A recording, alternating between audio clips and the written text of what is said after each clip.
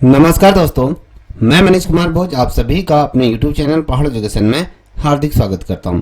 दोस्तों, आशा करता हूं कि आप सभी लोग स्वस्थ होंगे और साथ ही आपकी आगामी प्रतियोगिता परीक्षाओं की तैयारी बहुत शानदार तरीके से आप लोग कर रहे होंगे।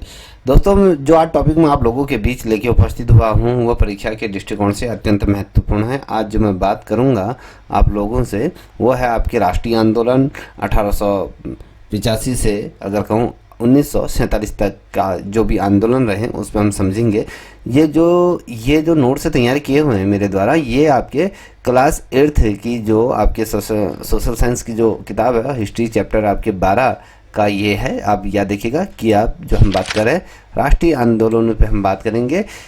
इसकी जो शुरुआत होती है 1885 से लेकर हम बात करें 1947। अब देखते हैं, यहाँ पर आप देख पा रहे होंगे भारतीय राष्ट्रीय कांग्रेस की स्थापना पूछा जाता है कि भारतीय राष्ट्रीय कांग्रेस की स्थापना किस वर्ष हुई। तो आपको पता होना था 1885 में आपकी भारतीय राष्ट्रीय कांग्रेस की स्थापना हुई। और भारतीय राष्ट्रीय आंदोलन की अगर मैं बात करूं कि जो शुरुआत हुई थी ये राष्ट्रीय कांग्रेस, ये इंडियन नेशनल कांग्रेस की स्थापना से मानी जाती है।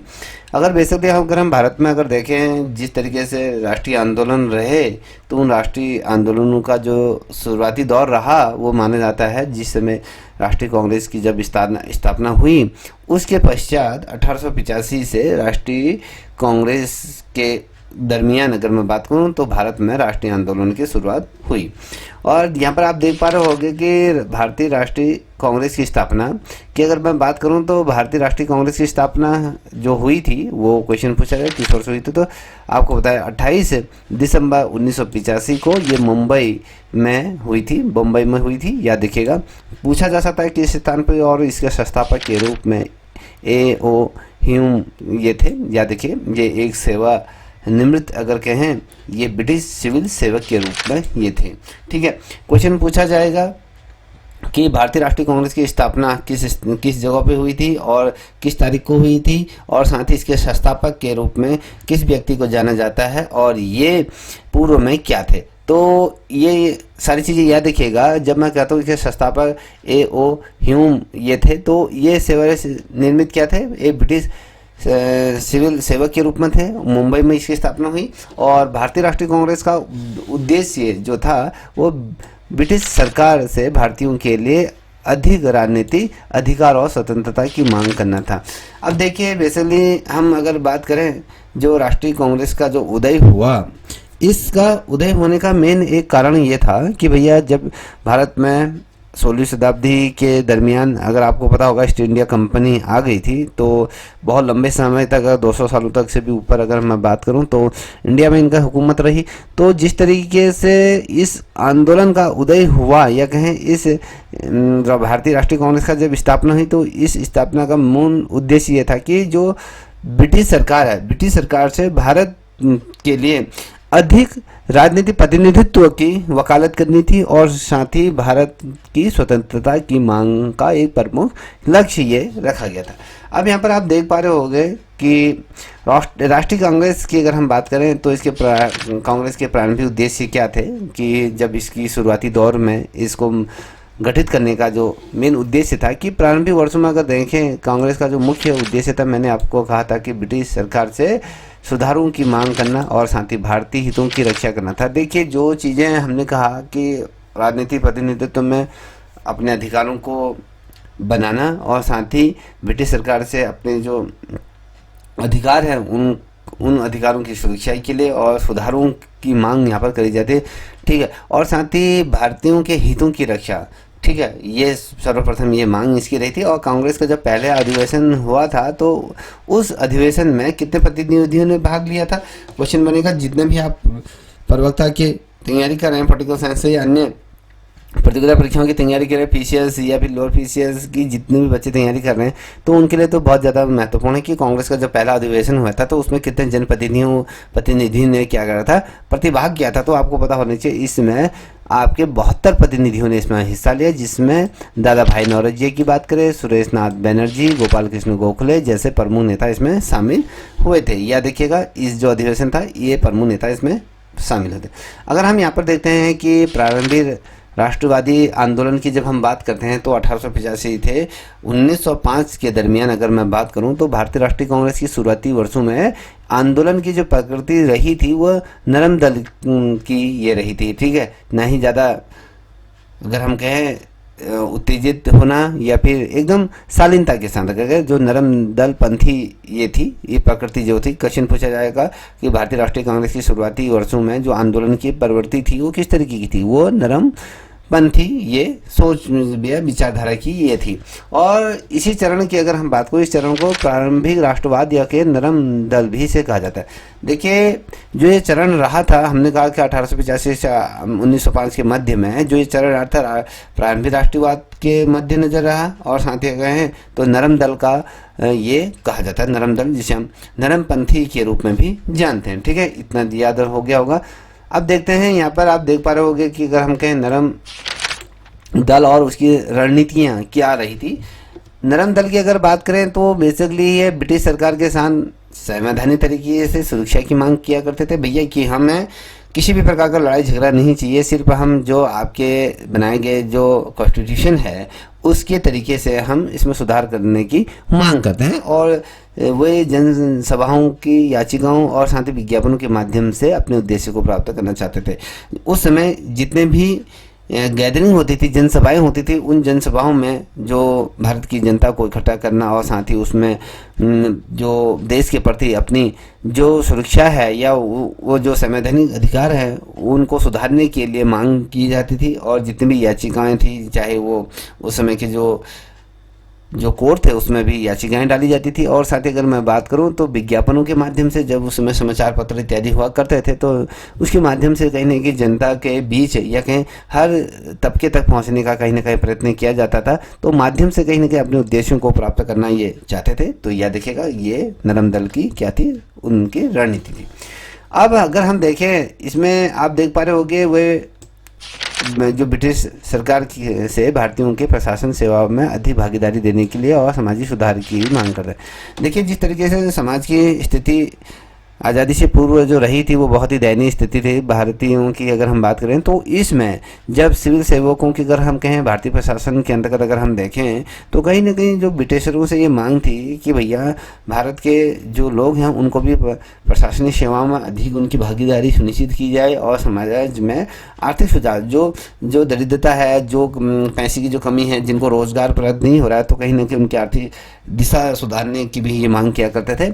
अब इसके प्रमुख अगर मैं कहें प्रमुख नरमपंथी नेता कौन थे, नरमपंथी नेता के रूप में जो थे वो आपके दादा भाई नौरोजिया था, गोपाल कृष्ण गोखले थे और फिरोज शाह मेहता और बंकिम चंद्र चट्टोपाध्याय आदि ये प्रमुख ये क्या थे, नरमपंथी ये नेता उस समय थे। अब कौन प्रमुख नेताएं थे तो क्वेश्चन पूछा जाता है कि अगर कभी क्वेश्चन पूछा जाता है कि नरमपंथी प्रमुख नेता निम्न में से कौन है, तो आपको पता होना दादा भाई नौरोजिया है, अगर वो आता है तो इसको टिक कर लीजिए। अगर गोपाल कृष्ण गोखले, फिरोज शाह मेहता या बंकिम चंद्र चट्टोपाध्याय या फिर अन्य जो भी रहे, तो ये प्रमुख नेताओं की अगर मैं बात करूँ, ठीक है। दादा भाई नौरोजिया ने अगर हम कहें भारत का जो आर्थिक शोषण हो रहा था, ठीक है, तो इसका सिद्धांत तो उन्होंने प्रस्तुत किया था, ठीक है, याद रखिएगा।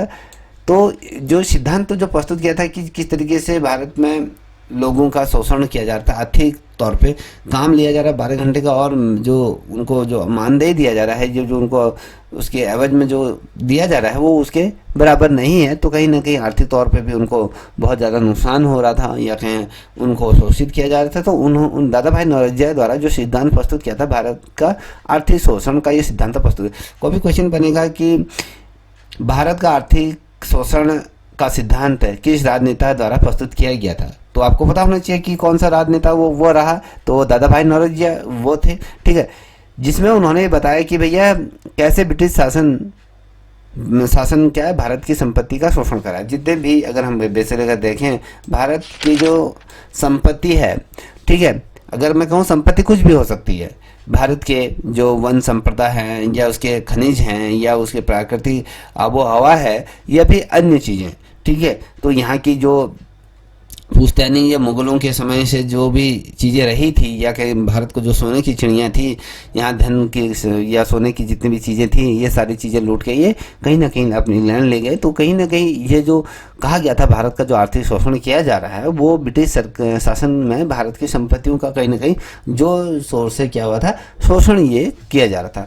अब यहाँ पर आप देख पा रहे हो कि आता है साल 1905 से 1919 की अगर हम बात करें तो यहाँ पर आता है कि उग्र राष्ट्रवाद की बात करते हैं। उग्र राष्ट्रवाद और स्वदेशी आंदोलन की जो शुरुआती समय रहा 1905 से 1919 तक ही रहा। 1905 के बाद जब भारतीय राष्ट्रीय आंदोलन ने एक नया मोड़ लिया, जब साल 1905 आते आते क्या हुआ, भारत के राष्ट्रीय आंदोलन में कहीं ना कहीं एक नया टर्निंग पॉइंट आया। ये टर्निंग पॉइंट क्या था, भारतीय राजनीति में कहीं ना कहीं जो उग्र राष्ट्रवादियों का कहीं ना कहीं उदय हुआ, जो बहुत ही ज़्यादा क्या कहते हैं, किसी चीज़ में भी अपनी प्रतिक्रियाएं देते थे, ठीक है। इसे राष्ट्रवादी कहा जाता है, उग्र राष्ट्रवादी, जिन्होंने अधिक आक्रमण तरीके अपनाए। अब यहाँ पर क्या था, अगर कोई कहता है कि गांधी जी ने कहा कि भैया कि अहिंसा के मार्ग पर चलिए, तो अगर कोई आपको एक थप्पड़ मारे तो दूसरा गाल दीजिए, तो ये जो उग्र राष्ट्रवादी थे तो इनका मेन उद्देश्य था कि यदि हमें एक मारते हैं तो हम उनके 10 मारेंगे। इस तरीके का ये अधिक आक्रमणकारी तरीके ये अपनाया करते थे, ठीक है। अब यहाँ पर आप देख पा रहे होंगे यहाँ पर बंगाल विभाजन और स्वदेशी आंदोलन की जब हम बात करते हैं तो इसको देखिएगा। हम जब बात कर रहे हैं कि बंगाल विभाजन और स्वदेशी आंदोलन 1905 की अगर हम बात करें तो लॉर्ड कर्जन द्वारा बंगाल का विभाजन किया गया था। क्वेश्चन पूछा जाएगा किस वर्ष से बंगाल का विभाजन हुआ और किसके द्वारा किया गया था, तो 1905 में हुआ था, लॉर्ड कर्जन के द्वारा ये विभाजन किया गया था। इससे भारतीय जनता ने, अगर हम कहें जो इंडिया के जितने भी लोग थे, ब्रिटिश सरकार की फूट डालो नीति जो कर रहे थे कि फूट डालो और राज करो, ये डिवाइड एंड रूल की अगर हम बात करें तो इस नीति को कहीं ना कहीं नीति के रूप में देखा। अब जब भारतीयों ने बेशक देकर कहें जब बंगाल का विभाजन कर दिया गया तो कहीं ना कहीं जब ये विभाजन हुआ तो भारत की जनता ये समझ गई थी कि ब्रिटिश सरकार कहीं ना कहीं जो आपस में फूट डाल रही है और कहीं ना कहीं अपना शासन व्यवस्था को क्या करें यहाँ पर स्थापित कर रही है। डिवाइड एंड रूल की जो नीति थी, ये नीति कहीं ना कहीं उन्होंने प्रत्यक्ष रूप से यहाँ पर देखा था।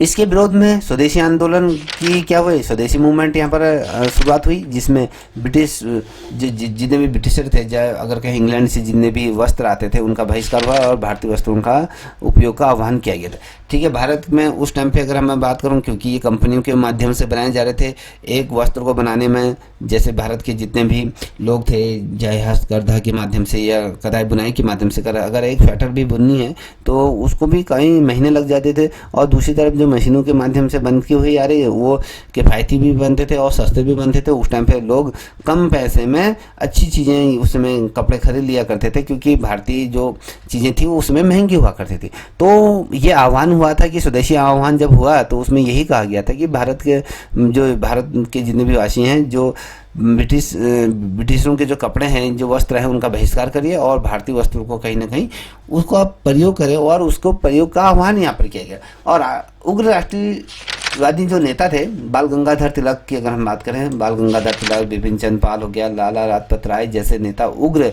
राष्ट्रवादी विचारधारा के समर्थक थे। और ये जो नेताओं के जब मैंने नाम लिए तो ये जो नेता थे ये बड़े ही उग्र टाइप के थे।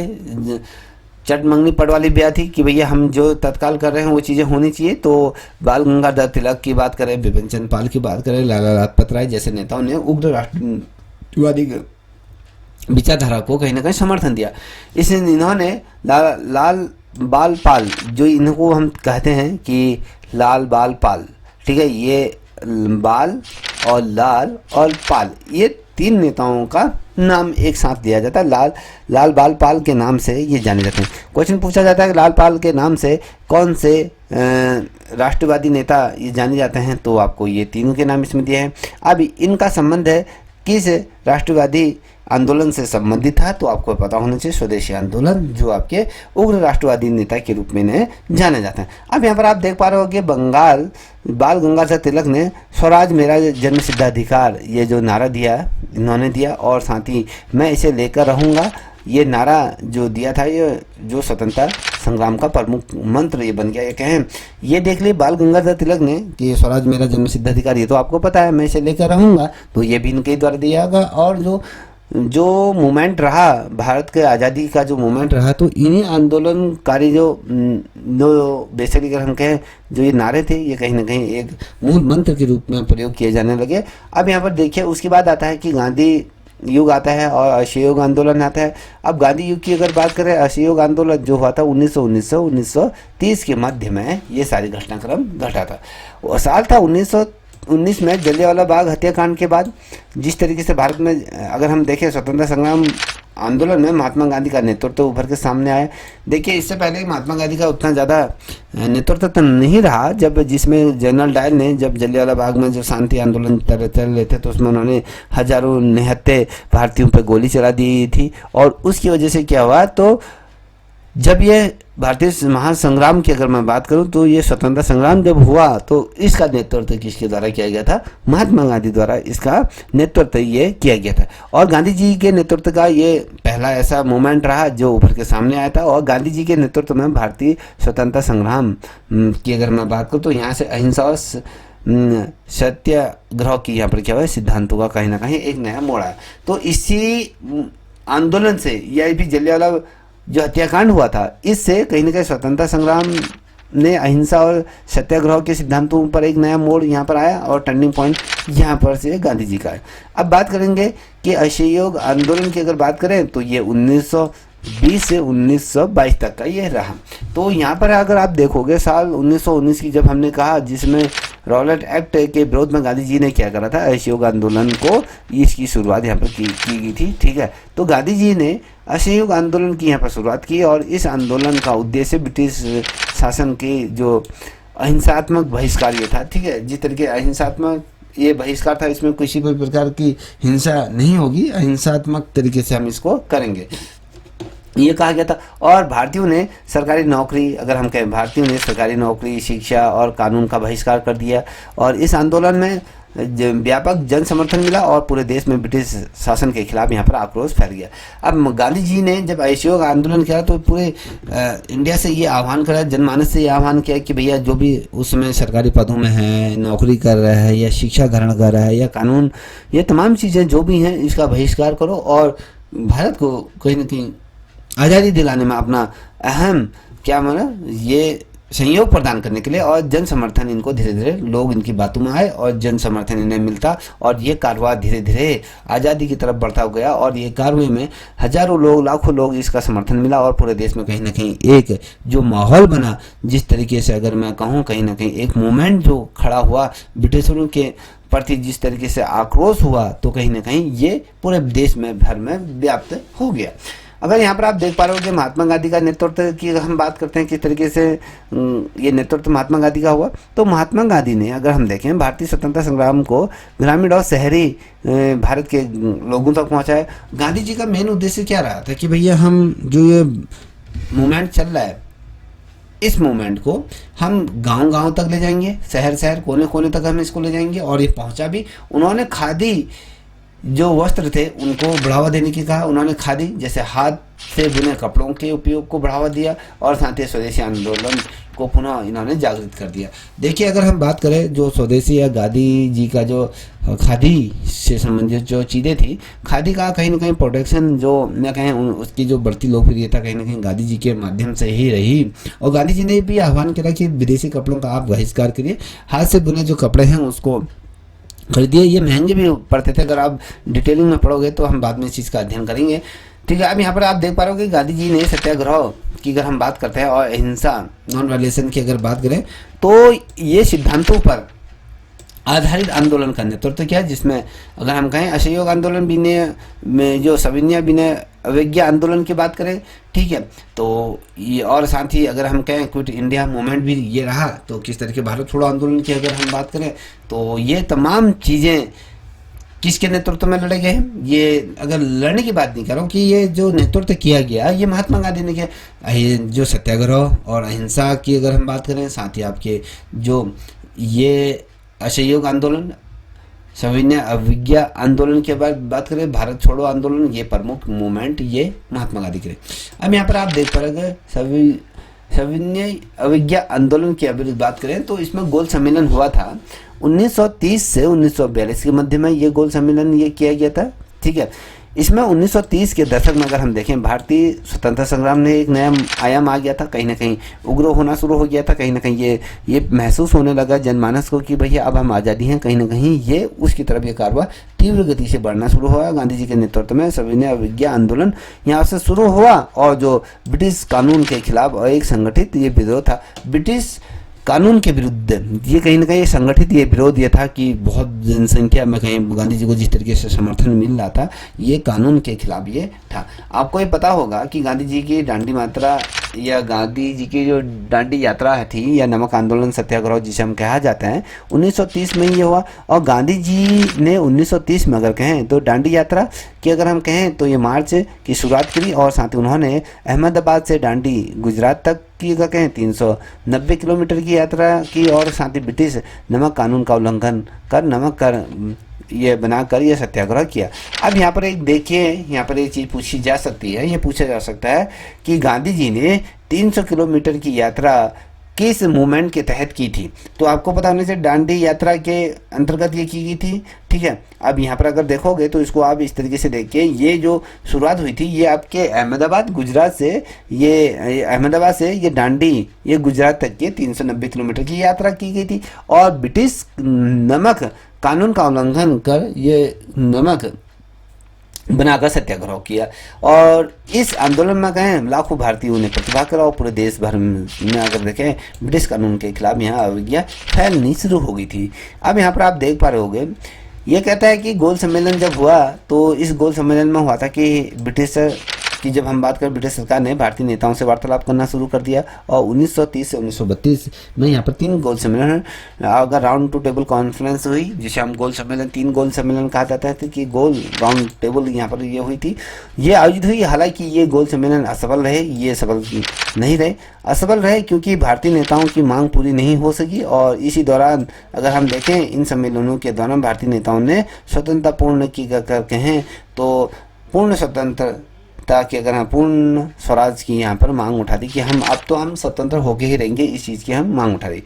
इसमें अगर हम देखें 1930 में लाहौर अधिवेशन में भारतीय राष्ट्रीय कांग्रेस ने अपने लक्ष्य के रूप में इसे स्वीकार किया। क्वेश्चन पूछा जाता है कि राष्ट्रीय कांग्रेस का लाहौर अधिवेशन किस वर्ष हुआ था, तो 1930 में ये आपको पता होना चाहिए। अब यहाँ पर जो आता है कि भारत छोड़ो आंदोलन की अगर बात करें तो स्वतंत्रता प्राप्ति की अगर बात करें यहाँ तक, तो बेसिकली अगर आप देखोगे 1922 से 1947 तक की जब हम बात करते हैं, यहाँ पर द्वितीय विश्व युद्ध के दौरान ब्रिटिश सरकार के रवैये से निराश होकर महात्मा गांधी ने 1922 में भारत छोड़ो आंदोलन क्विट इंडिया मूवमेंट का आह्वान कर दिया।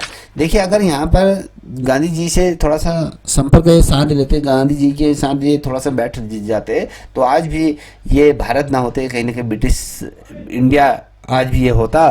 तो कहीं ना कहीं अगर ये रवैया ये द्वितीय विश्व युद्ध के दौरान क्या हुआ, ब्रिटिश सरकार के रवैये से कहीं ना कहीं निराश हो गए। आपको पता है इसी साल जिसमें 1947 की अगर हम बात करें तो इसमें द्वितीय विश्व युद्ध है, पूरा विश्व द्वितीय विश्व युद्ध की चपेट में था और साथ ही इस रवैये से कहीं ना कहीं गांधी जी निराश हुए। और 1942 की हम बात करते हैं तो यहाँ पर क्विट इंडिया मूवमेंट भारत छोड़ो आंदोलन आह्वान हुआ। और यहाँ पर आप देखोगे भारत छोड़ो आंदोलन की जब हम बात कर रहे हैं तो यहाँ पर 8 अगस्त 1942 को मुंबई में आयोजित भारतीय राष्ट्रीय कांग्रेस के अधिवेशन में गांधी जी ने करो या मरो, डू और डेड का ये नारा दिया और साथ ही भारत छोड़ो आंदोलन की यहाँ से शुरुआत कर दी। क्वेश्चन पूछा जाएगा कि भारत छोड़ो आंदोलन की शुरुआत कहाँ से हुई, तो आपको पता होना चाहिए मुंबई से ये हुई थी। और जो भारतीय राष्ट्रीय कांग्रेस का अधिवेशन था तो यहाँ पर करो या मरो का नारा यहाँ पर दिया था, ठीक है। इस आंदोलन में लाखों भारतीयों ने प्रतिभाग किया और ब्रिटिश सरकार के आंदोलन को कुचलने के लिए कई नेताओं ने गिरफ्तारी भी दी। और साथ ही ब्रिटिश आंदोलन की अगर हम बात करें तो ब्रिटिशर क्या होते, जब ये आंदोलनों ने ब्रिटिश शासन के खिलाफ जन आक्रोश को यहाँ पर भगा दिया, क्योंकि सभी लोग क्या थे, जो भी पहले ब्रिटिशरों के अधीन थे अब वो भी ब्रिटिशरों के खिलाफ हो गए। तो बेसिकली अगर देखें जिस प्रदेश में या कहें जिस देश में इन्होंने पूरा शासन करा, आज वही पूरा देश क्या हो गया, ब्रिटिशरों के खिलाफ खड़ा हो गया, ठीक है।